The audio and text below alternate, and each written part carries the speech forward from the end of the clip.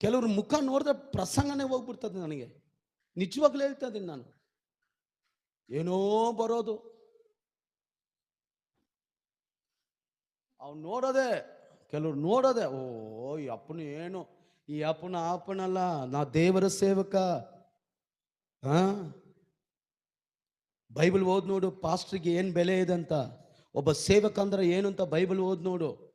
ಅವ್ರಿಗೆ ಯಾಕೆ ನಾವು ವಿಧೇಯರಾಗಬೇಕು, ಅವ್ರ ಮಾತು ಯಾಕೆ ಕೇಳಬೇಕು, ಬೈಬಲ್ ನಮಗೆ ಬೋಧಿಸ್ತದೆ.